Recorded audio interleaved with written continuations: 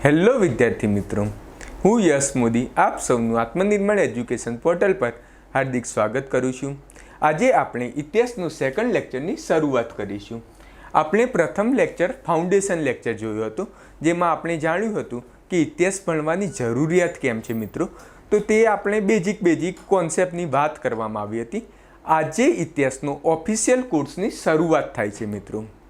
આ કોર્સની શરૂઆત કરતાં પહેલાં આમાં સિસ્ટમ કેવી રહેશે, કેવી રીતે સંપૂર્ણ ઇતિહાસનો સિલેબસ કવર કરાવવામાં આવશે તેનું બેઝિક ઇન્ફોર્મેશન આપવા માગું છું મિત્રો। સૌ પ્રથમ ઇતિહાસના ટૉપિક વિશે ચર્ચા કરવામાં આવશે। ધારો કે અત્યારે આજનો ટૉપિક છે ઇતિહાસના પ્રમુખ દૃષ્ટિકોણ, તેના વિશે બેઝિક ચર્ચા કરવામાં આવશે।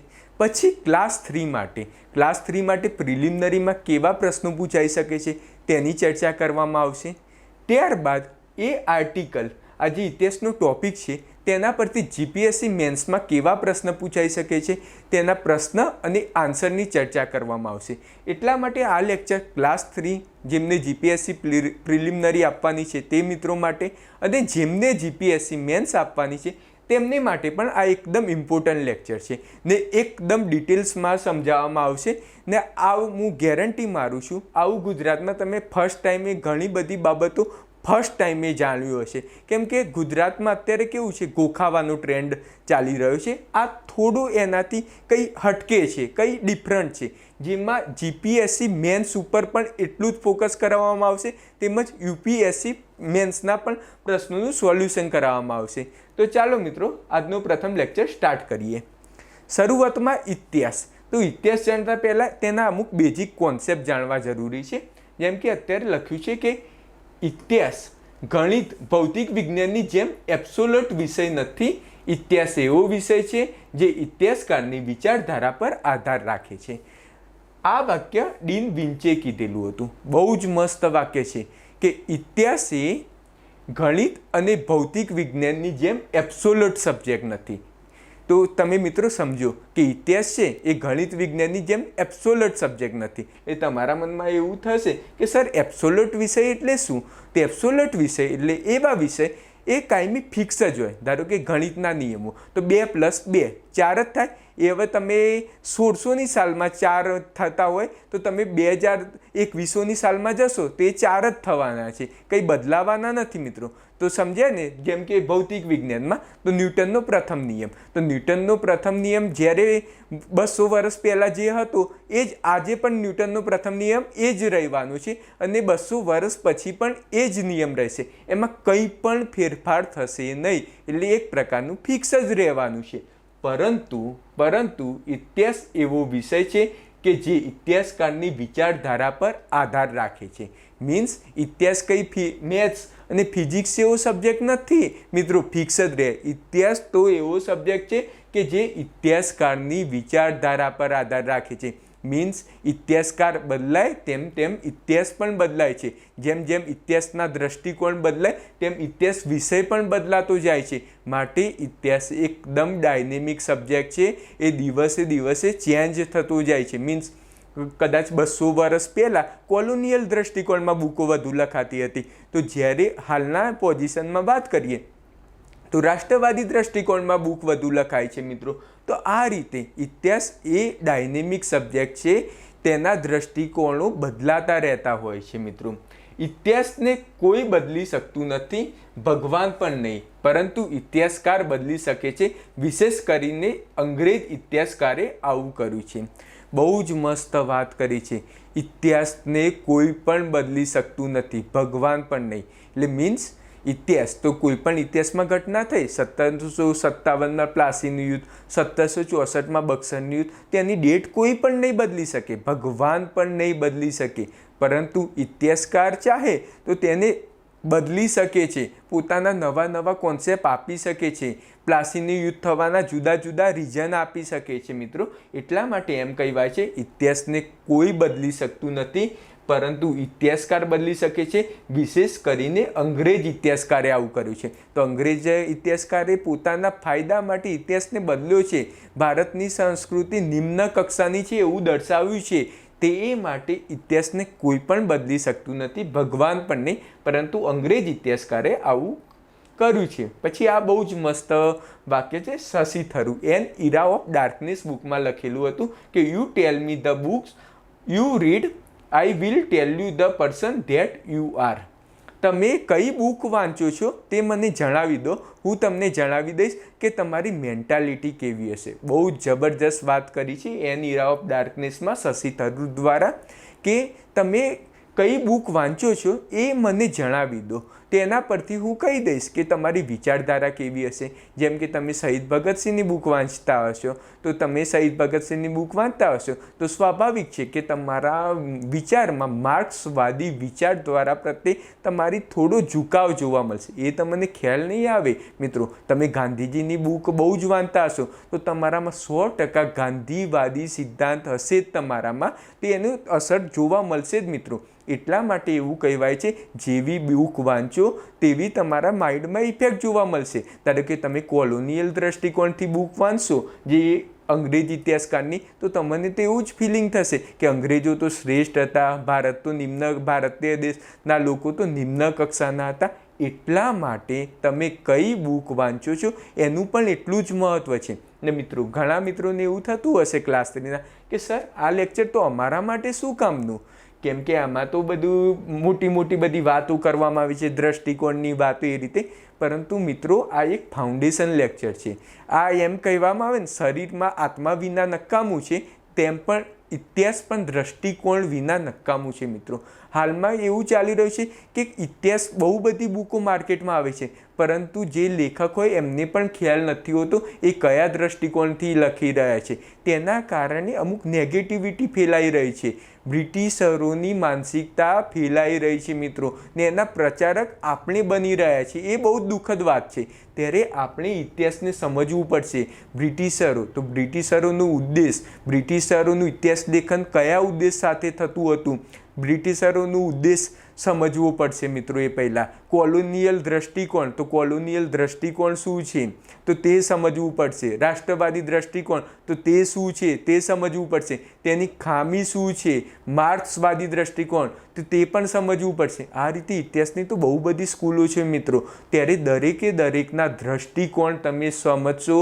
દરેકે દરેક સ્કૂલ સારા ઇતિહાસનું સ્કૂલ કહેવાય, માર્ક્સવાદીની સ્કૂલ, એટલે માર્ક્સવાદી જેટલા પણ વિચારધારો હોય તેની એક સારા કહેવામાં આવે, તેમના દ્રષ્ટિકોણ પ્રમાણે બુક લખાતી હોય મિત્રો। તો આ રીતે આપણે બધા દ્રષ્ટિકોણ સમજશો ત્યારે તમે ઇતિહાસને બેઝિકથી સમજી શકશો। ને મોસ્ટલી કોઈ પણ જગ્યાએ પ્રથમ લેક્ચર ડાયરેક્ટ વાસ્કો દ ગામાનું આગમન કરાવી દેતા હોય છે, પરંતુ મિત્રો જ્યાં સુધી આ ઇતિહાસના દ્રષ્ટિકોણ નહીં સમજો ત્યાં સુધી હિસ્ટ્રી ભણવાનો કોઈ જ મતલબ નથી, ખાલી ગોખવાની વાત થશે મિત્રો। ને તમે જ્યારે ઇતિહાસ જ્યારે ભણતા હોઈએ તો ઇતિહાસ લખવાનો ઉદ્દેશ શું હતો તે પણ ભણવું ખૂબ જ જરૂરી છે। આનાથી તમારામાં અવેરનેસ આવશે। કદાચ આ જે આર્ટિકલ ભણ્યા છે આજનું લેક્ચર કદાચ તમને ક્લાસ 3 માટે ઇમ્પોર્ટન્ટ ના બને, પરંતુ મિત્રો તમારા જીવન માટે તો 100% ઉપયોગી બનશે। અને આ લેક્ચર હું ગેરંટી મારું છું, આ લેક્ચર તમને લાઈફ ટાઈમ સુધી ઉપયોગી બનશે।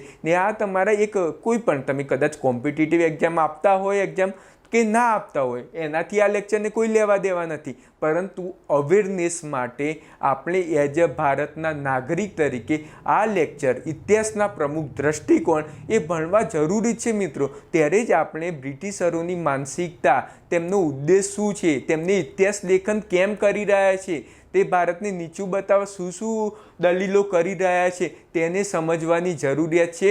ત્યારે જ તમને ખ્યાલ આવશે કે બ્રિટિશરો કેવું કરી રહ્યા હતા મિત્રો। તો આ માટે આપણે ઇતિહાસ ભણવાની મિત્રો જરૂરિયાત છે। તો ચાલો મિત્રો આપણે સ્ટાર્ટ કરીએ। ઉદાહરણ તરીકે 1857નો વિપ્લવ। હવે આપણે ભણ્યું ને કે ઇતિહાસ કોના ઉપર ડિપેન્ડ કરે છે કે જુદા જુદા વ્યક્તિના દ્રષ્ટિકોણ ઉપર। તો એ સમજાવવા માટે આ બહુ જ મસ્ત એક્ઝામ્પલ આવ્યું છે। ઘણા મિત્રોને એવું થશે સર આ વચ્ચે આ ક્યાંથી લાવ્યા, તો મેં પહેલાં તમને સમજાવ્યું હતું કે ઇતિહાસ કોના ઉપર ડિપેન્ડ કરે છે કે ઇતિહાસકારના દ્રષ્ટિકોણ ઉપર। તો ઇતિહાસકારનો દ્રષ્ટિકોણ એટલે મીન્સ કોઈ ઘટના એક બની છે તો જુદા જુદા ઇતિહાસકારનું એ ઘટના પર અલગ અલગ વ્યૂ હોય। અમુક ધારો કે આમાં જોઈ શકો છો ઉદાહરણ તરીકે 1857નો વિપ્લવ, તો જેમાં સિપાહી વિદ્રોહ, તો ઘણા જે ઇતિહાસકાર છે આરસી મજમુદાર, જેડ રોબર્ટ્સ, તો એ બધા એમ કહેશે કે 1857નો વિપ્લવ એ તો સિપાઈ વિદ્રોહ હતો, તો સિપાઈની ભૂમિકાને મહત્ત્વની બતાવી છે, તેમને લોકો કરતાં સિપાઈની ભૂમિકાને મહત્ત્વ બતાવી છે. તો જે.એડ રોબર્ટ્સ અને આર.સી. મજમુદાર પ્રમાણે એ સિપાઈ વિદ્રોહ હતો. આમ ઘટના તો એક જ થઈ 1857નો વિપ્લવ, પરંતુ તમે જુઓ તો ખરા દરેક ઇતિહાસકારના મત અનુસાર એ જુદી જુદી ઘટના સાથે સંકળાયેલી હતી. અમુક એમ કહેતા હતા તે સીમિત ખેડૂત યુદ્ધ હતું, અમુક ઇતિહાસકાર કહેતા હતા તે ધાર્મિક યુદ્ધ હતું, અમુક ઇતિહાસકાર કહેતા હતા તે રાષ્ટ્રીય સંઘર્ષ હતો, અમુક ઇતિહાસકાર કહેતા હતા કે મુસ્લિમોનું ષડયંત્ર હતું, અમુક ઇતિહાસકાર કહેતા હતા કે નાગરિક વિદ્રોહ હતો. તમે જુઓ તો ખરા મિત્રો, એક જ ઘટનામાં પર કેટલા બધા દ્રષ્ટિકોણથી લખાયેલું છે. તો આ દ્રષ્ટિકોણ કેમ આર.સી. મજમુદારે સિપાઈ વિદ્રોહ જ કહ્યું, જે.એડ રોબર્ટ્સે સિપાઈ વિદ્રોહ જ કહ્યું, તો તે જાણવા માટે આપણે ઇતિહાસના દ્રષ્ટિકોણ સમજવું પડશે. આર.સી. મજમુદારની મેન્ટાલિટી સમજવી પડશે. તેમની મેન્ટાલિટી શું હતી, તે કોને નાગરિકોને વધુ મહત્ત્વ આપતા હતા, સિપાહીઓને વધુ મહત્ત્વ આપતા હતા, આંદોલનમાં કોનું મહત્ત્વ વધુ હતું, તો તેની માનસિકતા જાણીશું. ત્યારબાદ આપણને ખ્યાલ આવશે આર.સી. મજમુદાર કઈ સ્કૂલના ઇતિહાસ લેખક છે, માર્ક્સવાદી વિચારધારા ધરાવે છે, રાષ્ટ્રવાદી વિચારધારા ધરાવે છે, તે સમજવું પડશે. જો આપણે એ વિચારધારા સમજી લઈશું તો આપણને આ બધું ગોખવું નહીં પડે. સીમિત ખેડૂત યુદ્ધ તો એડવર્ડ ટોમ્પસન તથા જી.ટી. ગેરેટે લખ્યું. તો સીમિત ખેડૂત યુદ્ધ હતું, તો આમાં ખેડૂતોની ભૂમિકા એકદમ આગળ બતાવી છે. મીન્સ આ માર્ક્સવાદી દ્રષ્ટિકોણના હોઈ શકે છે, આમની સ્કૂલ માર્ક્સવાદી હોઈ શકે છે મિત્રો. તો આ રીતે આ બધું તમને ક્યારે ખબર પડશે, તો ત્યારે તમે ઇતિહાસના પ્રમુખ દ્રષ્ટિકોણ સમજશો આજના લેક્ચરમાં. ત્યારે તમને આઈડિયા આવી જશે કે ધાર્મિક યુદ્ધની વાત કરી હોય ત્યારે કયા દ્રષ્ટિકોણથી લખ્યો હશે, આ લેખકની માનસિકતા કેવી હશે. આનાથી તમને ફાયદો શું થશે એ પણ સમજાવું મિત્રો. ઘણીવાર મોડર્ન હિસ્ટ્રીમાં એવા પણ પ્રશ્ન પૂછાઈ શકે છે કે જેના વિશે તમને પ્રોપર ખ્યાલ નથી હોતો. કદાચ તમે એમ સમજી લો કે શહીદ ભગતસિંહ વિશે તમે ખાસ ક્યારેય પણ કંઈ વાંચ્યું જ નથી ને કદાચ શહીદ ભગતસિંહની વિચારધારા વિશે લખો, એવું કંઈ તમને પ્રશ્ન પૂછાય, તો ત્યારે તમે શહીદ ભગતસિંહને ના વાંચ્યા હોય તો પણ તમે માર્ક્સવાદી વિચારધારા વાંચી હોય તો બી તમને આઈડિયા આવી જશે કે શહીદ ભગતસિંહનું ઇતિહાસ લેખન હતું એ માર્ક્સવાદી વિચારધારાને અનુલક્ષીને હતું. તો તેના કારણે માર્ક્સવાદી વિચારધારાનો ઉપયોગ કરીને પણ શહીદ ભગતસિંહનું તમે ઇતિહાસ લેખન કરી શકો છો. તમે એ લખી શકો છો શહીદ ભગતસિંહની આવી માનસિકતા હશે. તો આ માટે ઇતિહાસ લેખન મિત્રો ખૂબ જ મહત્ત્વનું છે. તો ચાલો, તમારો અમુકને ઘણું ઇંતજાર થતો હશે કે સર આ કંઈ નવું લાવ્યા છીએ, તો ટેન્શન ના લો, હવે શરૂઆત થઈ જ ગઈ છે મિત્રો. આજે બહુ જ મજા આવવાની છે. આધુનિક ભારતના ઇતિહાસના પ્રમુખ દ્રષ્ટિકોણ. આમ તો મુખ્યત્વે આધુનિક ભારતના પ્રમુખ 4 જ દ્રષ્ટિકોણ ગણવામાં આવે છે, પરંતુ જેમ જેમ ઇતિહાસનો વ્યાપ વધતો ગયો તો હાલમાં 8 દ્રષ્ટિકોણ છે મિત્રો. પહેલું ઉપનિવેશક દ્રષ્ટિકોણ, કોલોનિયલ દ્રષ્ટિકોણ, જેમાં બ્રિટિશરોની પ્રધાનતા બતાવવામાં આવે છે. પછી રાષ્ટ્રવાદી દ્રષ્ટિકોણ, તો જે ઉપનિવેશક દ્રષ્ટિકોણ હતું તેના વિરુદ્ધ માટે જે ઇતિહાસ લેખન ભારતના જે રાષ્ટ્રવાદી દ્રષ્ટિકોણ ધરાવતા લોકોએ કર્યું તેને રાષ્ટ્રવાદી દ્રષ્ટિકોણ કહેવાય છે. માર્ક્સવાદી દ્રષ્ટિકોણ, જેમાં ખેડૂતો પછી જનજાતિની પ્રધાનતા જોવા મળે છે. સબાલ્ટન દ્રષ્ટિકોણ, જેમાં જનતાની પ્રમુખતા જોવા મળે છે. સાંપ્રદાયિક દ્રષ્ટિકોણ, તો જેમાં હિન્દુ મુસ્લિમ વિશે વાત કરવામાં આવેલ છે. કેમ્બ્રિજ સ્કૂલ દ્રષ્ટિકોણ, તો જેમાં એકદમ એ ઉપનિવેશક જેવું જ ટાઈપનું છે. ઉદારવાદી દ્રષ્ટિકોણ, એમાં પણ ઉદારવાદી થોડું દ્રષ્ટિકોણ બતાવે છે. નારીવાદી દ્રષ્ટિકોણ, જેમાં નારીની ભૂમિકા વિશે દર્શાવવામાં આવ્યું છે. આ બેઝિક જસ્ટ તમને ઇન્ફોર્મેશન આપ્યું, ટેન્શન ના લેતા. આ કંઈ સમજાવ્યું નથી, આ તો જસ્ટ તમને કંટાળ હું 8 નામ એમ બોલતો જાઉં તો તમને એવું થશે આ દ્રષ્ટિકોણ અંદર શું હશે ઇન્તેજે થાય. એના માટે જસ્ટ ઇન્ફોર્મેશન માટે ઉપર તમને જણાવી દીધો. ચાલો હવે ડિટેલ્સમાં અભ્યાસ કરીએ. બહુ જ મજા આવવાની છે ને હું ગેરંટી મારું છું કે અત્યારે જો કદાચ દિલ્હીમાં જેમને લેક્ચર ભણ્યા હશે તેમને આ બધા વિશે કદાચ ખ્યાલ હશે, પરંતુ હું ગેરંટી મારું છું ગુજરાતમાં આ રીતનું ટ્રેન્ડ નથી. કોન્સેપ્ટ સમજાવવાનું ગોખાવાની પદ્ધતિ ચાલી રહી છે, તેના કારણે કદાચ તમને આ દ્રષ્ટિકોણ વિશે જાણવા નહીં મળ્યું હોય મિત્રો. તો ચાલો મિત્રો આપણે સ્ટાર્ટ કરીએ. ઇતિહાસ એવી જાણકારી નથી કે જે અપરિવર્તિત રૂપમાં પેઢી દર પેઢી આપી શકાય. ઐતિહાસિક પરિસ્થિતિની વ્યાખ્યા કરવી જોઈએ અને સ્પષ્ટીકરણ પ્રમાણોના વિશ્લેષણ પર આધારિત હોવી જોઈએ. બહુ જ મસ્ત વાત કરી છે. ઇતિહાસ એવી જાણકારી નથી કે તમે અપરિવર્તિત આપી શકશો. જે આગળ વાત કરીને કે ભૌતિક વિજ્ઞાન મેથ્સ જેવો સબ્જેક્ટ નથી તો વર્ષો સુધી એકના એક જ ચાલુ રાખી શકશો. ઇતિહાસ તો ડાયનેમિક વસ્તુ છે. અત્યારે કદાચ 1920નું અસહકારનું આંદોલન તો તેના બધી બુકો લઈને પછી અલગ અલગ સંશોધન થાય તો અસહકારનું આંદોલન કાલ ઉઠીને બીજી કોઈ વિચારધારા પણ ઉત્પન્ન થઈ શકે છે. અસહકારનો આંદોલનનો કોન્સેપ્ટ પણ બદલાઈ શકે છે. ઇતિહાસ એકદમ ડાયનેમિક વસ્તુ છે જેમાં પ્રૂફ આધારે પ્રૂફ જેમ બદલાતા રહે એમ છે તેમ ઇતિહાસ પણ બદલાતો રહે છે. જેમ જેમ નવા સંશોધન થાય છે તેમ ઇતિહાસ પણ બદલાતો જાય છે. તેમ કહેવા માગે છે કે ઇતિહાસ એ સ્ટેટિક સબ્જેક્ટ નથી, ઇતિહાસ એક ડાયનેમિક સબ્જેક્ટ છે. ચાલો મિત્રો, પ્રથમ દ્રષ્ટિકોણ તમારો ઇંતજાર પૂરો થયો. હવે ઉપનિવેશક દ્રષ્ટિકોણ.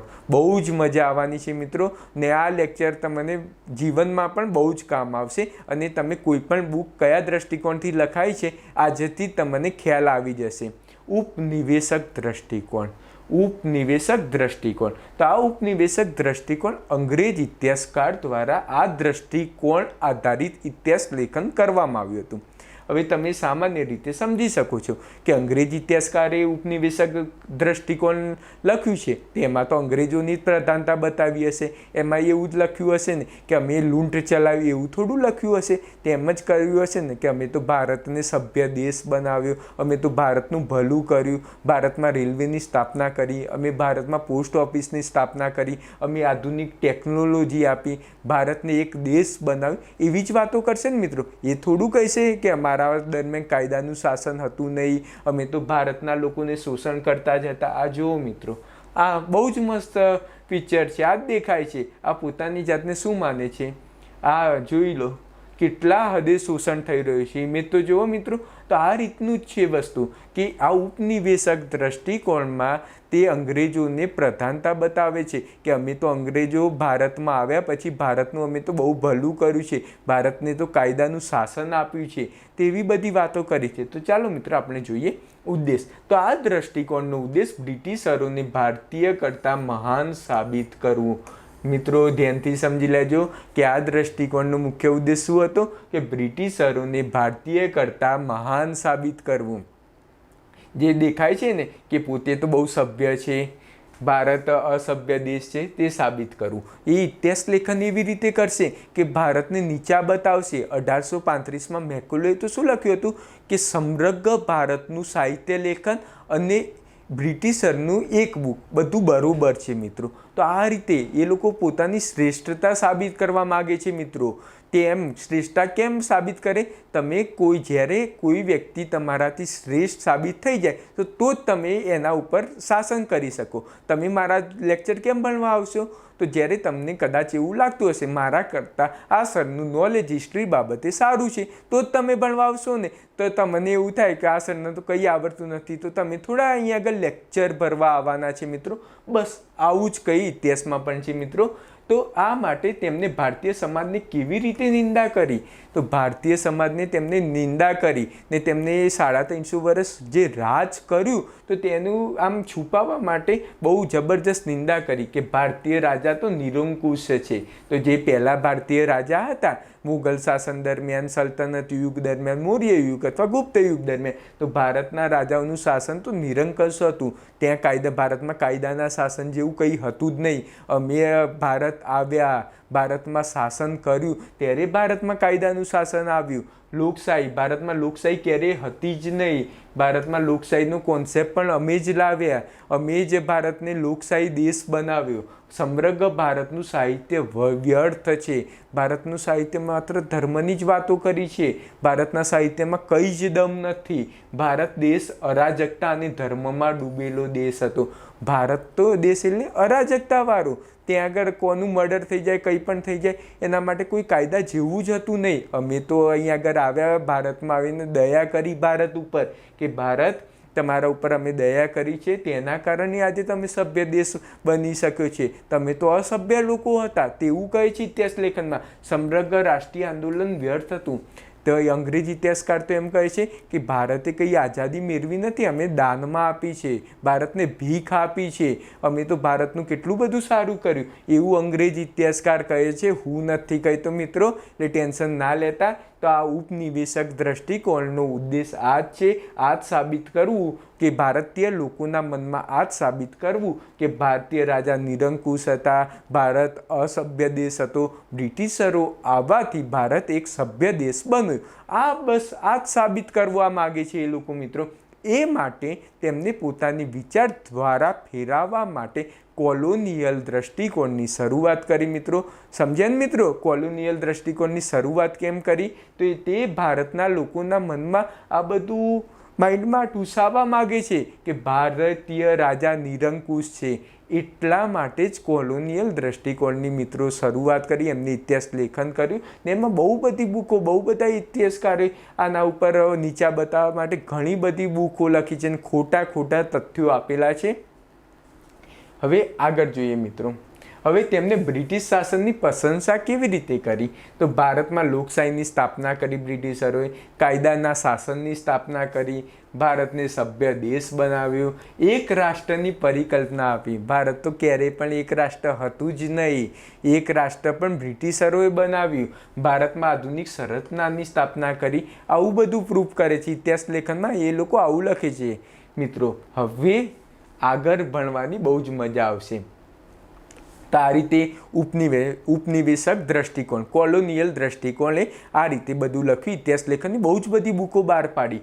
ત્યારે રાષ્ટ્રવાદી દ્રષ્ટિકોણનો ઉદ્ભવ થયો. બહુ જ મસ્ત છે, આ એકદમ મસ્ત સ્ટોરી છે. તો રાષ્ટ્રવાદી દ્રષ્ટિકોણ કે બ્રિટિશરો તમે રહેવા દો, તમે જૂઠું ફેલાવો છો વિશ્વમાં, તમે તો ભારતનું 350 વર્ષ સુધી માત્ર ને માત્ર શોષણ જ કર્યું હતું. તમે ખોટું બુકમાં લખીને કાયદાનું શાસન, લોકશાહી છે તેવી વાતો કરો છો. તમારા દરમિયાન અરાજકતાનું શાસન હતું. તમે ભારતીય લોકોનું માત્ર ને માત્ર શોષણ જ કર્યું છે મિત્રો.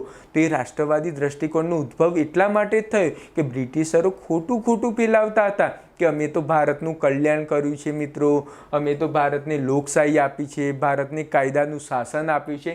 ત્યારે રાષ્ટ્રવાદી દ્રષ્ટિકોણનો ઉદ્ભવ થયો અને રાષ્ટ્રવાદી દ્રષ્ટિકોણના બહુ બધા દાદાભાઈ નવરોજે ડ્રેન ઓફ વેલ્થની થિયરી આપી. તેમને જણાવ્યું કે ભાઈ ઇતિહાસકારો, જે બ્રિટિશરો તો આપણું શોષણ કરી રહ્યા છે, તો આ રીતે બ્રિટિશરોની વિચારધારા વિરુદ્ધ જે ભારતીય વિચારકો, રાષ્ટ્રવાદીઓએ જે વિચારકની દ્રષ્ટિકોણ દ્વારા બુક લખવામાં આવી તેને રાષ્ટ્રવાદી દ્રષ્ટિકોણ કહેવામાં આવે છે. બહુ જ મસ્ત આ દ્રષ્ટિકોણ છે, બહુ જ મજા આવશે. ને જે બ્રિટિશરોએ એમની બુકમાં વાતો કરી હતી તેમની અગેન્સ્ટ આ બુકો બધી લખવામાં આવી છે. કાયદાનું શાસન, તો એની અહીં આગળ બુકમાં લખ્યું હશે કે ભાઈ વર્નાક્યુલર પ્રેસ, તમે તો એમ વાતો કરો છો કે ભારતને કાયદાનું શાસન આપ્યું, તો તમે વર્નાક્યુલર પ્રેસ એક્ટ કેમ લાવ્યા? તમે કાયદાના શાસન હોય, પછી તેમાં લોકશાહી હોય, તો લોકશાહીમાં તો પ્રેસની સ્વતંત્રતા તો હોય જ ને મિત્રો. આજે પ્રેસની સ્વતંત્રતા છે તો તમે તો લોકશાહી હતી, તો તમે કેમ વર્નાક્યુલર પ્રેસ એક્ટ લાવ્યા? પ્રેસને કેમ બંધ કરવા દીધો? તો એ માટે એમને લખે છે કે તમે ખાલી વાતો જ કરી છે, તમારા દરમિયાન પણ નિરંકુશ શાસન હતું, ભારતના રાજા ઉપરથી સારા હતા, તે છૂટછાટ પણ આપતા હતા, તમે તો માત્ર ને માત્ર પ્રજાનું શોષણ કર્યું છે. આવી તથ્ય સાથે સમજાવ્યું છે. તો ચાલો મિત્રો સમજીએ. કોલોનિયલ દ્રષ્ટિકોણ બ્રિટિશ શાસનની ખામીને છુપાવવા માટેનો બૌદ્ધિક પ્રયાસ છે. માટે રાષ્ટ્રવાદી દ્રષ્ટિકોણે ભારતીય નાગરિકોમાં જાગૃતતા ફેલાવવા માટે ઇતિહાસ લેખનની શરૂઆત કરી. આ રીતે રાષ્ટ્રવાદી દ્રષ્ટિકોણની શરૂઆત થઈ. તો આમાં લખ્યું છે ને કે કોલોનિયલ દ્રષ્ટિકોણ બ્રિટિશ શાસનની ખામીને છુપાવવા માટેનો બૌદ્ધિક પ્રયાસ છે. એ બ્રિટિશ શાસનમાં જે શોષણ કર્યું તે છુપાવવા માગે છે, એ માટેનો બૌદ્ધિક પ્રયાસ છે.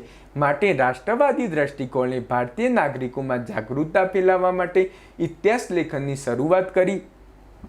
આ રીતે રાષ્ટ્રવાદી દ્રષ્ટિકોણની શરૂઆત થઈ મિત્રો. એટલે ભારતના નાગરિકોમાં જાગૃતતા ફેલાવવા માગે છે કે તમે બ્રિટિશરોની વાતમાં મિત્રો ના આવી જતા, એ લોકોએ આપણું શોષણ જ કર્યું છે, તે એ માટે બતાવવા માટે રાષ્ટ્રવાદી દ્રષ્ટિકોણની શરૂઆત થઈ. હવે ઉદ્દેશ શું હતો રાષ્ટ્રવાદી દ્રષ્ટિકોણનો? કે ભારતીય નાગરિકોમાં જાગૃતતા ફેલાવી એટલે કે બ્રિટિશરો ખોટી વાતો કરે છે.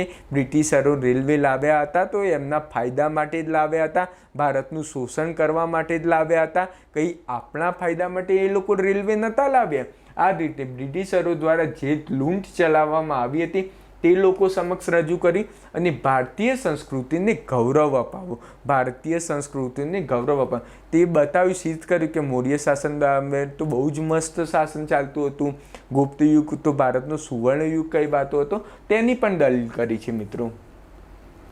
હવે રાષ્ટ્રવાદી ઇતિહાસકારે કેવી રીતે પોતાના તથ્યને સાબિત કર્યું? હવે મેં તમને જણાવ્યું ને કે ઉપનિવેશક દ્રષ્ટિકોણની વિરુદ્ધ, બ્રિટિશરોના દ્રષ્ટિકોણોની વિરુદ્ધ આ દ્રષ્ટિકોણની શરૂઆત કરી તો તેમને હવે એના વિરોધમાં લખ્યું છે. તો બ્રિટિશરોએ વાત કરી કાયદાનું શાસન અમે આપ્યું છે, તો તરત જ બતાવી દીધું કે વર્નાક્યુલર પ્રેસ્ટ એક્ટ કેમ લાવ્યા તમે, રૂલેટ એક્ટ, કારો કાયદો, 2 વર્ષનું કોઈ પણ પરમિશન લીધા વિના ધરપકડ કરી શકાતી હતી કોઈ પણ વ્યક્તિની. તો આ એક પ્રકારની અરાજકતા જ કહેવાય ને. કોઈ પણ વ્યક્તિ, નિર્દોષ વ્યક્તિ કોઈ રસ્તામાં જતો હોય ને તમે કોઈ પણ કારણ વિના તમે 2 વર્ષ સુધી જેલમાં પૂરી નાખો તો એ કેટલા અંશે યોગ્ય છે? તો રૂલેટ એક્ટ 1919 તે પણ કેમ લાવ્યા?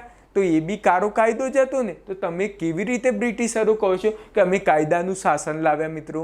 તો આ વસ્તુ હતી કે બ્રિટિશરોના દરેક વસ્તુને તેમને ઉડાવી દીધા. બ્રિટિશરોને કમ્પ્લીટલી જે મોટી વાતો કરતા હતા ને તે બધી વાતો દૂર કરી દીધી કે તમે ખાલી ગપ્પા જ મારો છો, આવી કોઈ અસલિયતમાં આવું કંઈ હતું જ નહીં. તમે તો ભારતનું માત્ર ને માત્ર શોષણ કર્યું છે. ખોટી બુકો લખવાનું, બૌદ્ધિક પ્રયાસ કરવાનો ટાળી દો અને લોકોને બતાવવાનું ટાળી દો અને સ્વીકારી લો, અમારી જોડે માફી માગી લો, અમને પગે લાગી લો, આશીર્વાદ આપી દઈએ એટલે તમારું કલ્યાણ થઈ જાય.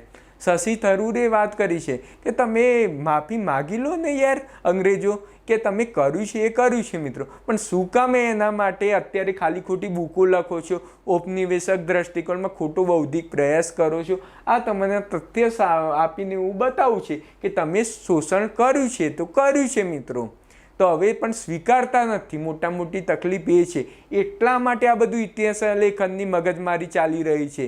બ્રિટિશરો ખાલી ઘરના તથ્યો લાવી દેશે તે એ માટે તો શશી થરૂરને ઓક્સફર્ડમાં જવાની જરૂરિયાત જ એ માટે કરી. તે તેમાં ડિબેટ એ જ હતી કે અંગ્રેજોએ ભારતને માફી માગવી જોઈએ કે ના માગવી જોઈએ, તેમને ઉપનિવેશવાદ જે ચલાવ્યો છે તે માટે માફી માગવી જોઈએ કે ના માગવી જોઈએ. તો એ માટે આ રાષ્ટ્રવાદી દ્રષ્ટિકોણ ત્યાંથી આવે છે મિત્રો.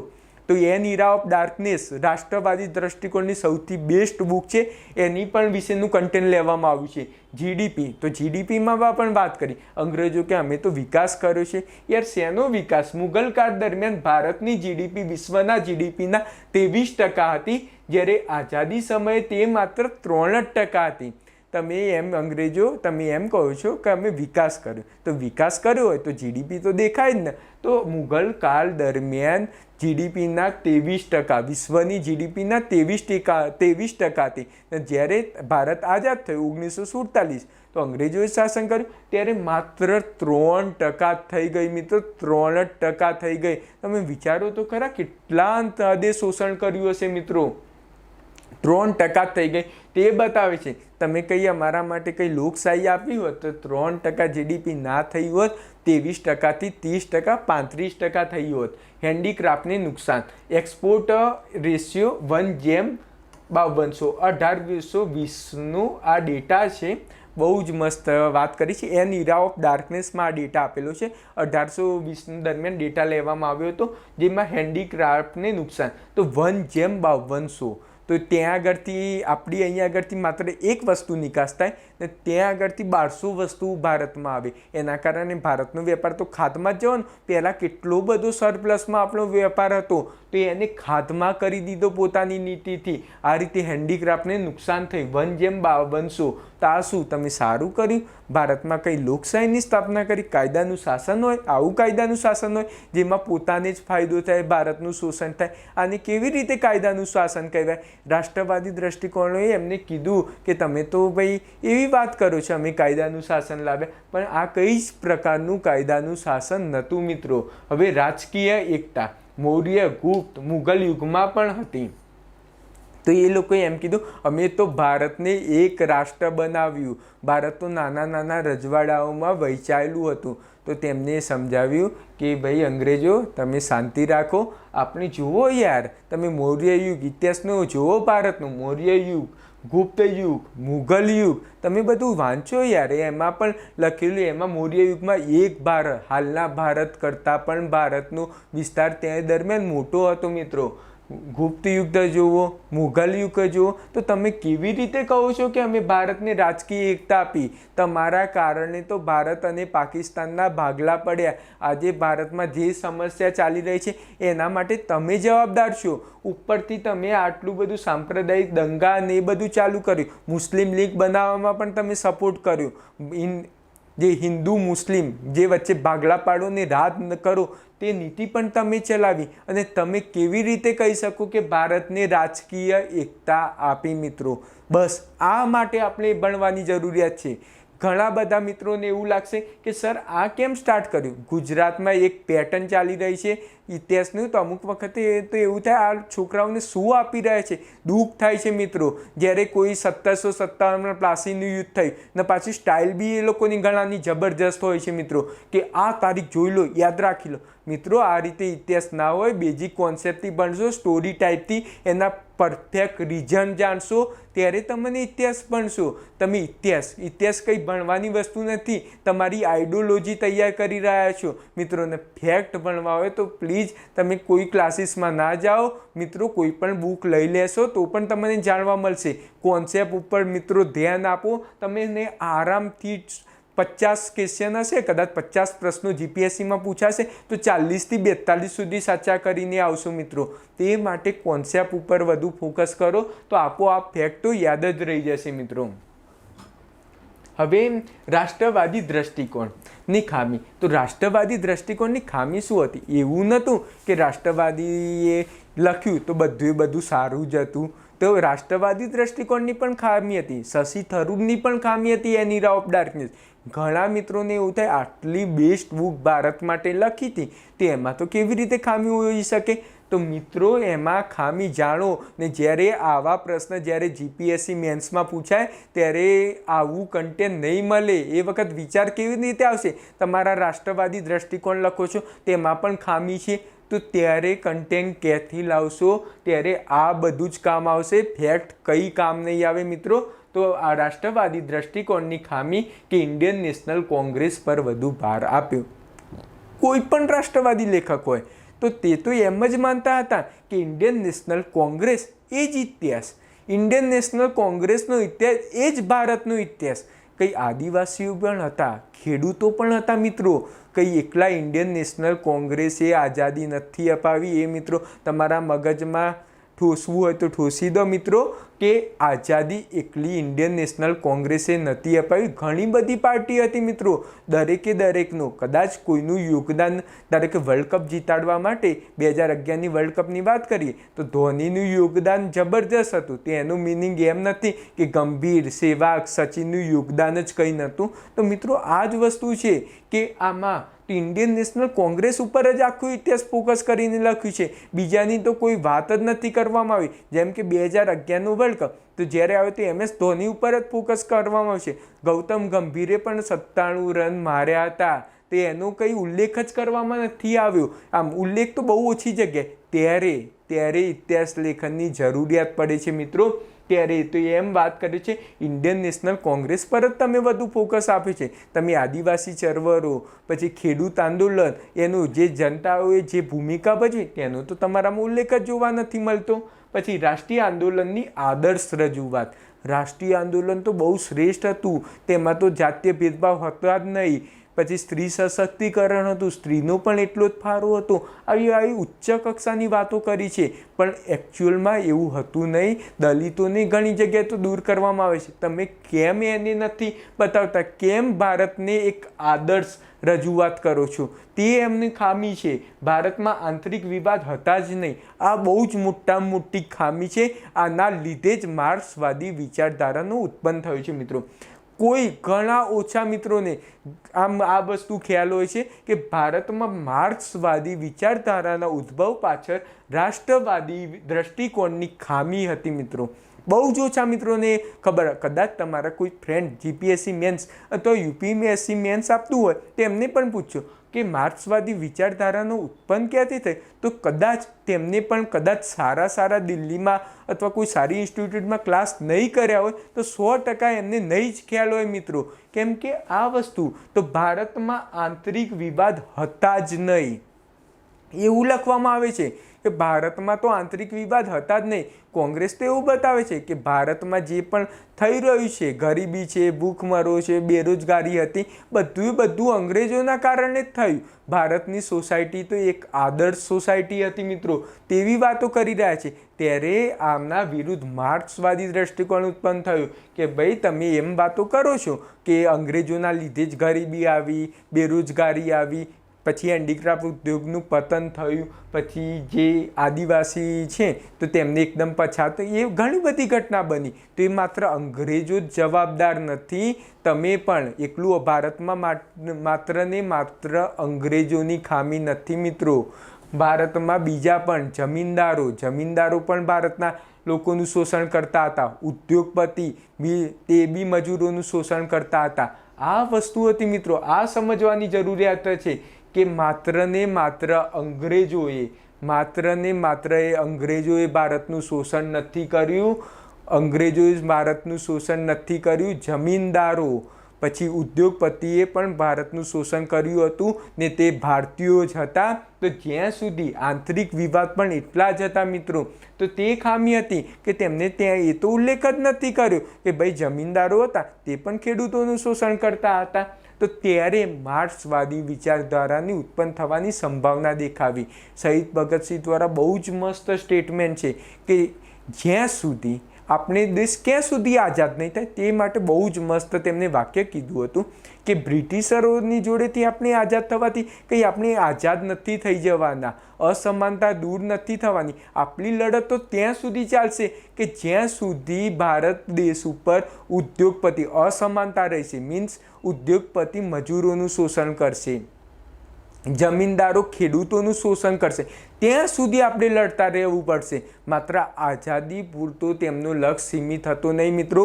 આ બધું બેઝિક કોન્સેપ્ટ છે મિત્રો. શહીદ ભગતસિંહની આઈડિયોલોજી જો કેટલી મસ્ત હતી કે તેમને એમ કહ્યું કે આ 1947 જે આઝાદી આપણને મળવાની છે તો આઝાદી મળી જવાથી કંઈ આ બધી સમસ્યા દૂર નહીં થાય, ગરીબી દૂર નહીં થાય. આજે પણ મિત્રો તમે જોઈ શકો છો આઝાદી 1947માં મળી. આજે પણ તાજેતરમાં રિપોર્ટ આવ્યો, ઇકોનોમિક મોનિટરિંગ કમિટીનો આવ્યો રિપોર્ટ. એમાં શું લખ્યું? ઇન્ડિયન મોનિટરિંગ ઇકોનોમિક કમિટીનો રિપોર્ટ 27% લોકો બેરોજગાર છે.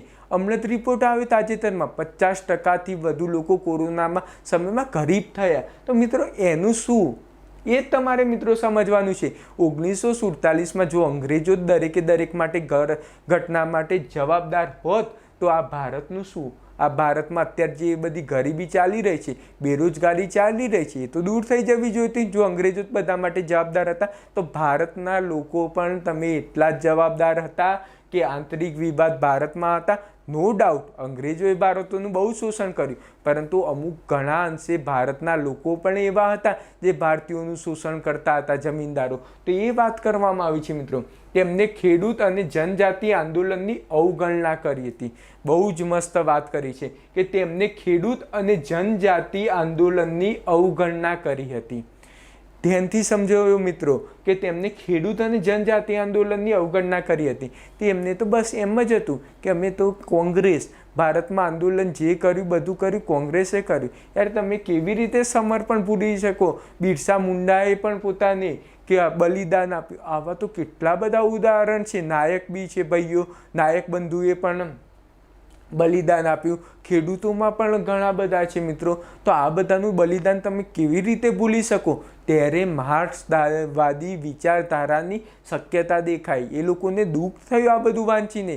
કોઈ ઇતિહાસ લેખન નથી થતું, તમારામાં દુઃખ થાય. તમારા જેવા એક વ્યક્તિના દુઃખ થવાથી કંઈ ના થાય. જ્યારે રાષ્ટ્રવાદી દ્રષ્ટિકોણ, તો તમારા જેવા એક જ વિચારધારા ધરાવતા લોકોને દુઃખ થાય કે ભાઈ આમાં તો ખેડૂતોની જનજાતિની વાત જ નથી કરી. પછી તો મને લાગે, પછી બીજા બી મિત્રને લાગે સાચી વાત છે તમે. ત્યારે ઇતિહાસના દ્રષ્ટિકોણની મિત્રો શરૂઆત થાય છે. ઇતિહાસના દ્રષ્ટિકોણની ત્યારે નવા સ્કૂલનું ડેવલપમેન્ટ થાય છે. આ બધી સ્કૂલો નથી આવી માર્ક્સવાદી વિચારધારા, નથી આવી, જેમ કે ઉપનિવેશક વિચારધારા, તો તેના વિરોધમાં રાષ્ટ્રવાદી વિચારધારા આવી. તે જ રીતે રાષ્ટ્રવાદી અને ઉપનિવેશક દ્રષ્ટિકોણના વિરોધમાં માર્ક્સવાદી વિચારધારા ઉત્પન્ન થઈ. એવા જુદા જુદા લોકોને એવું એ ટાઈમે થયું હશે કે આ લોકો તો ઇતિહાસ ખોટી રીતે લખી રહ્યા છે. આપણી જે ખેડૂતોનું બલિદાન, જનજાતિનું બલિદાન, એ તો ભૂલી ગયા છે. ત્યારે એક જ વિચારધારા ધરાવતા બહુ બધા સમૂહ ભેગા થયા છે. બહુ બધાને કહે ના ના, આ ટાઈપની પણ એક સ્કૂલ હોવી જોઈએ કે જેમાં ખેડૂતો અને જનજાતિ આંદોલનનું મહત્ત્વ હોવું જોઈએ, એમના પ્રમુખમાં હોવા જોઈએ, કે એવું નહીં માત્ર ગાંધીજીએ જ આઝાદી આપી છે. તો એ માટે બીજાનો પણ ઉલ્લેખ હોવો જોઈએ, ખેડૂતોનો ઉલ્લેખ હોવો જોઈએ, આ જનજાતિનો પણ ઉલ્લેખ હોવો જોઈએ. તે રીતે આઝાદી અપાય છે. આઝાદી કોઈ એક વ્યક્તિ દ્વારા નથી મળતી. મેં વર્લ્ડ કપ દ્વારા પણ મેં ઉદાહરણ દ્વારા સમજાવ્યું. તો એ માટે તો ખેડૂત અને જનજાતિને મહત્ત્વ આપવા માટે માર્ક્સવાદી વિચાર દ્રષ્ટિકોણની શરૂઆત થઈ. તો તમે માર્ક્સવાદી દ્રષ્ટિકોણ, તો ઉદ્ભવનું કારણ શું? આઈએનસી માત્ર મધ્યમ વર્ગના મુદ્દાની જ વાત કરી છે. ખેડૂત મજૂરના અધિકારની વાત જ કરવામાં આવી નથી. બહુ જ મસ્ત લાગ્યું છે. ઇન્ડિયન નેશનલ કોંગ્રેસે તો શું કર્યું? મધ્યમ વર્ગના પ્રશ્નો ઉઠાવ્યા છે, પરંતુ તેમને તો ખેડૂતો અને જનજાતિ પર ધ્યાન જ નથી દોર્યું મિત્રો. તો ત્યારે માર્ક્સવાદી વિચારધારાનું ઉત્પન્ન થવાનું કારણ બન્યું. માર્ક્સવાદી વિચારધારાનો ઉદ્દેશ શું? ખેડૂત અને જનજાતિના પ્રશ્ન સરકાર સમક્ષ રજૂ કરવા અને ભારતમાં આર્થિક અસમાનતા દૂર કરવા, લોકોને જાગૃત કરવા. આ બહુ જ મસ્ત ચાલે છે.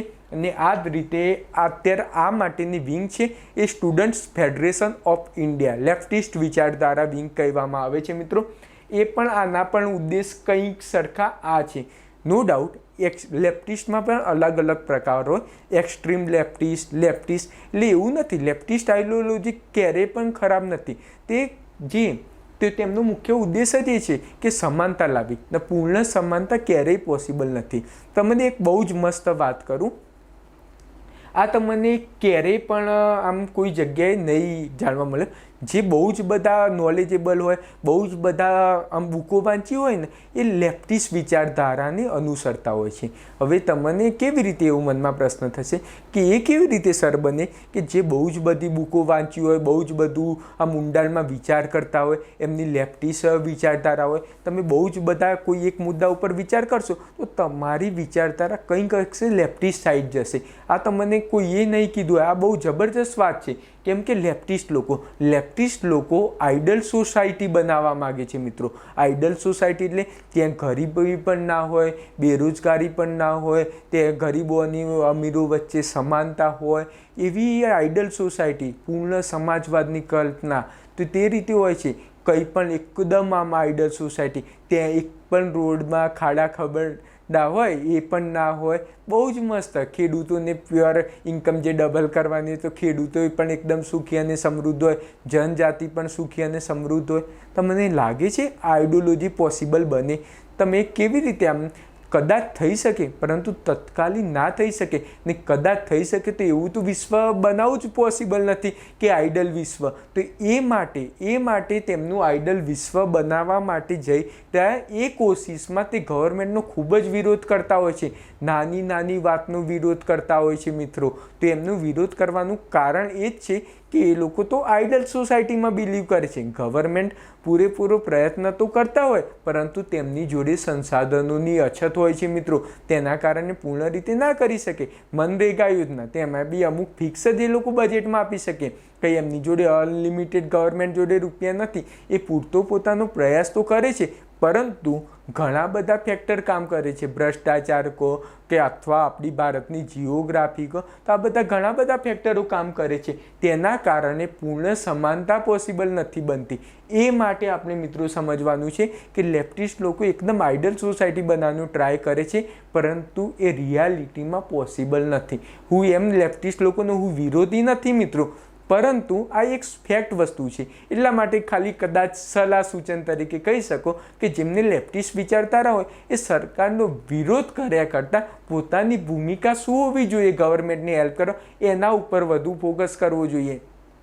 જેમ કે કદાચ તમારા એરિયામાં સામાન્ય રોડ અથવા કંઈ ટ્યુબલાઇટ તૂટી ગઈ, તે માટે સરકારને અમુક નાના કામ હોય તેમાં હેરાન ના કરવા જોઈએ, પોતાની ભૂમિકા પણ ભજવવી જોઈએ.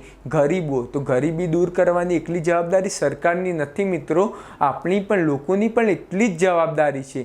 આ વસ્તુ શીખવાનું છે મિત્રો. તો લેફ્ટિસ્ટ લોકો તો એવું ના, સરકાર તો પોતાની ભૂમિકા પણ મિત્રો જ્યાં સુધી નહીં સમજશો તો આ વિચારધારાનું આમ થોડી ખામી પણ આપી. ઘણીવાર કેવું થતું હોય છે, જેમ કે એક વિચારધારા પછી બીજી વિચારધારા આવે, જેમ કે તમે એને કોલોનિયલ દ્રષ્ટિકોણ પછી રાષ્ટ્રવાદી દ્રષ્ટિકોણ આવ્યું તો તમારા મનમાં તો એ જ થઈ ગયું, ના સર રાષ્ટ્રવાદી દ્રષ્ટિકોણ જ બેસ્ટ, સૌથી બેસ્ટ રાષ્ટ્રવાદી દ્રષ્ટિકોણ. પછી માર્ક્સવાદી વિચારધારા આવી તો પૂર્ણ સમાનતાની વાત કરી તો તમે તો ખુશ થઈ ગયા, ના સર કહું બસ પૂર્ણ સમાનતાની તમે વાત કરી તો અમને તો બહુ જ મજા આવી ગઈ, તો અમે તો હવે માર્ક્સવાદી બની જઈશું, સ્ટુડન્ટ્સ ફેડરેશન ઓફ ઇન્ડિયામાં અમે જોડાઈ જઈશું. તો એ માટે તમે પોતાનું નેગેટિવ પણ દરેક વિચારધારાનું નેગેટિવ પણ જાણવું જોઈએ. આ બધી વાતો એવી છે ને કે તમને તરત કોઈ પણ વ્યક્તિ આ વિચારધારાનો વિરોધ નહીં કરી શકે. આ વિચારધારાની એક જબરજસ્ત ખાસિયત છે. મૂડીવાદી વિચારધારાનો કોઈ વિરોધ કરી શકશે, પરંતુ જ્યારે તમે કોઈને વાત કરો પૂર્ણ સમાનતાની ત્યારે કોઈ પણ વ્યક્તિ આનો વિરોધ નહીં કરી શકે. આ સમજવાનું છે મિત્રો. આ જ જ્ઞાન છે મિત્રો. જ્ઞાન શું છે? તમારા શૂન્યથી તમને અનંત સુધી લઈ જાય એ જ જ્ઞાન છે. અને આત્મનિર્માણનો ઉદ્દેશ એ છે કે તમને હિસ્ટ્રી તો કંઈ ગોખાવાનું નથી, તમને એટલા કાબિલ બનાવવાના છે જેનાથી પોતાની જાતે વિચારતા થઈ જાઓ. અને વિચારતા જ્યારે પોતાની જાતે આવડી જશે ત્યારે તમે ઓટોમેટિક કાબિલ બની જશો. અને જ્યારે કોઈ વ્યક્તિ કાબિલ બની જાય છે તો એમના માટે કદાચ ગવર્મેન્ટ જોબમાં સક્સેસ થાય કે ના થાય એ બીજો પ્રશ્ન છે, પરંતુ એ જીવનમાં તો 100% સક્સેસ થવાનું જ છે મિત્રો. હવે બિપિનચંદ્ર પણ આ દ્રષ્ટિકોણમાં બુક લખી છે, આરપી દત્ત દ્વારા પણ. એ જસ્ટ નામ યાદ રાખી લેજો. ને કદાચ પ્રિલિમિનરીમાં પૂછાઈ શકે કે બિપિનચંદ્ર કઈ આઈડિયોલોજી ધરાવતા હતા, તો માર્ક્સવાદી. પછી આરપી દત્ત કઈ વિચારધારા ધરાવતા હતા, તો માર્ક્સવાદી. આવું પ્રિલિમિનરીમાં પૂછાય છે, પરંતુ 99% હજી સુધી જીપીએસસી અથવા યુપીએસસી પણ આમાં મેન્સ માટે આવ્યા છે, કદાચ એકાદ પ્રશ્ન, પણ એ ક્યારેય પણ આમાં પ્રિલિમિનરી માટે નથી ગયા. પરંતુ ઇતિહાસનો પાયો છે એટલા માટે હું તમને સમજાવવા માગું છું. મજા તો આવે છે ને મિત્રો, ગળા ઊંઘી તો નથી ગયા ને? ઊંઘી ગયા હોય તો ઉઠી જજો મિત્રો, મજા લેવાની છે મિત્રો. સબાલ્ટન દ્રષ્ટિકોણ મારો ફેવરેટ દ્રષ્ટિકોણ કહેવાય તો સબાલ્ટન દ્રષ્ટિકોણ છે. હું એનાથી એમ ના વિચાર લેતા કે આના પણ અમુક નેગેટિવ પોઈન્ટ તો હશે જ, પરંતુ મને આ દ્રષ્ટિકોણ બહુ જ ગમે છે મિત્રો.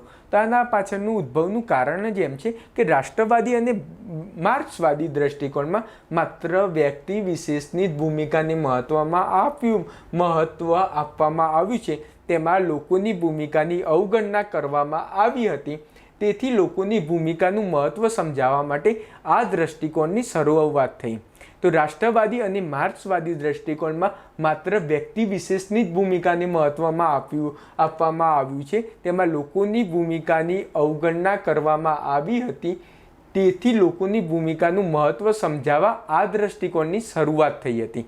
તો તમે આગળ જોયું મિત્રો, રાષ્ટ્રવાદી દ્રષ્ટિકોણ, તો તેમાં કોઈ બી આંદોલન થાય, જેમ કે અસહકારનું આંદોલન, તો તેમાં શું કહેતા? અસહકારના આંદોલનમાં તો માત્ર ગાંધીજીની એ રીતે ઇતિહાસ લેખન થતું હોય તો સેન્ટરમાં ગાંધીજી જ રાખતા હોય. જેમ કે 2011નું વર્લ્ડ કપ, તેમાં ધોનીને જેમ સેન્ટરમાં રાખવામાં આવે છે તે જ રીતે આ દ્રષ્ટિકોણ, જે આગળના દ્રષ્ટિકોણ હતા માર્ક્સવાદી, એમાં વ્યક્તિ વિશેષને વધુ મહત્વ આપવામાં આવ્યું હતું.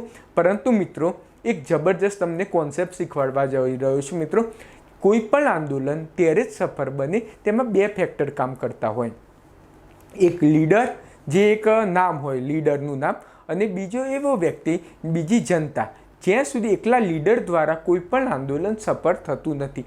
કોઈ પણ તમે ઇતિહાસનો રેકોર્ડ જુઓ, ક્યારેય પણ ગાંધીજીએ એકલાએ આંદોલન નહીં કર્યું હોય, તેમની જોડે જનતાનો સપોર્ટ હશે ત્યારે જ આંદોલન શક્ય બન્યું. અન્ના હજારે દ્વારા આંદોલન, તે એકલા આંદોલન સફળ ના બન્યું હોય. તેવી જ રીતે તાજેતરમાં ગુજરાતમાં યુવરાજસિંહ જાડેજા સર દ્વારા આંદોલન કરવામાં આવ્યું હતું. તો એ યુવરાજસિંહ જાડેજા સર એકલા હોત તો ના પોસિબલ બન્યું હોત. તેમને વિદ્યાર્થીઓનો સાથ સહકાર લીધો, વિદ્યાર્થીઓને મનાવ્યા, ત્યારે આંદોલન સફળ રહ્યું. તમે મિત્રો સમજો કે કોઈ પણ આંદોલન માટે બે ભૂમિકા હોય છે. એક લીડરની ભૂમિકા શું? તો વિદ્યાર્થીઓને સાચું માર્ગદર્શન આપવાનું. કોઈ પણ હોય, લીડર એટલે એમાં વિદ્યાર્થી જનતાને સાચું માર્ગદર્શન આપવાનું. જ્યારે કે સ્ટુડન્ટનું આંદોલન થતું હોય તો લીડરની ભૂમિકા હોય કે વિદ્યાર્થીઓને માર્ગદર્શન આપવાનું. ખેડૂતોનું આંદોલન થતું હોય તો ખેડૂત મિત્રોને યોગ્ય માર્ગદર્શન આપવાનું. તો લીડરની ભૂમિકા એ જ હોય છે, યોગ્ય માર્ગદર્શન આપવું મિત્રો, બરાબર ને? પરંતુ ધ્યાનથી સમજજો મિત્રો કે માત્ર ને માત્ર લીડરથી કોઈ સફળતા મળતી નથી. તે માટે જનતાનો, વિદ્યાર્થીનો એટલો જ સાથ જરૂરી છે મિત્રો.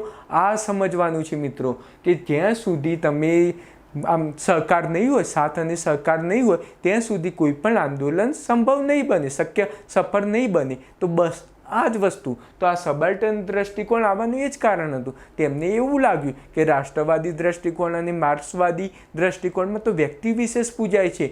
અસહકારની આંદોલનની વાત થાય તો માત્ર ગાંધીજીની વાત કરવામાં આવે છે. તો કઈ જનતાઓએ પણ કુરબાની આપી છે તેનો તો ઉલ્લેખ જ નથી. ત્યારે આ લેખકોની આવું બધું ઘણા બધા વિચારકો આવું માનતા હશે. ત્યારે એક સ્કૂલની સ્થાપના થઈ છે અને ઇતિહાસ લેખનની શરૂઆત થઈ. ના, તમે વાત સાચી કરો છો કે ભાઈ આમાં તો વ્યક્તિ વિશેષની જ વાત થઈ છે. તો એ રીતે પછી ઉદાહરણ કયું આપ્યું? બહુ જ મસ્ત આવું ઉદાહરણ આપ્યું છે. હિંદ છોડો આંદોલનની વાત કરી છે. 8 ઓગસ્ટે હિંદ છોડો આંદોલનની શરૂઆત થઈ. 9 ઓગસ્ટે બધા કોંગ્રેસના નેતાની ધરપકડ કરવામાં આવી. તેમ છતાં પણ આંદોલન શરૂ રહ્યું મિત્રો. તો આનાથી તમે સમજી શકો છો કે હિંદ છોડો આંદોલન કોઈ પણ વિશિષ્ટ નેતા ન હોવા છતાં પણ આ આંદોલન સફળ રહ્યું. તો આના માટે તમે સમજો, જનતાએ પણ એટલી જ ભૂમિકા ભજવી. એટલા માટે સબાલ્ટર્ન દ્રષ્ટિકોણની બુક બહુ જ મોટી હશે, કેમ કે તેમાં દરેક વ્યક્તિની ભૂમિકા વિશે લખવામાં આવ્યું હશે. આ તમે સમજી શકવાનું. કદાચ તમને એવું પૂછે ને કયા દ્રષ્ટિકોણની બહુ બુકો મોટી હોઈ શકે, આ તો જનરલ વાત છે.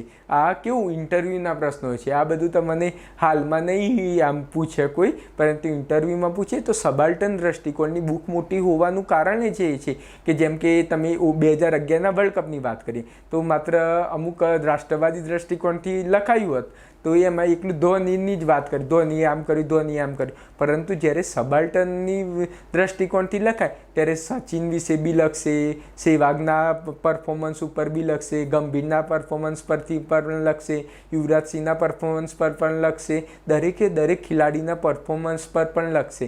એના કારણે મિત્રો એકદમ પ્રોપર આમ આવશે. તે દરેક વ્યક્તિની ભૂમિકા ઉપર લખાય. તો આ બરાબર આમ મસ્ત દ્રષ્ટિકોણ કહી શકાય છે.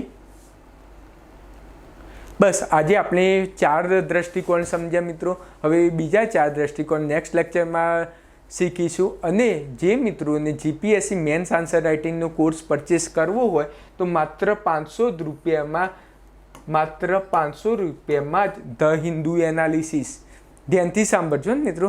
આ હું કંઈ ખોટું પ્રમોશનમાં હું ખોટો ટાઈમ બગાડવા માંગતો જ નથી, પરંતુ હું તમને કોર્સ વિશે ઇન્ફોર્મેશન જણાવી દઉં. ઘણા મિત્રોને કન્ફ્યુઝન છે એટલા માટે. 500 રૂપિયામાં 1 વર્ષ માટે ધ હિન્દુ એનાલિસિસની PDF આપવામાં આવશે. કુરુક્ષેત્રનું ગુજરાતીમાં એનાલિસિસ કરવામાં આવશે.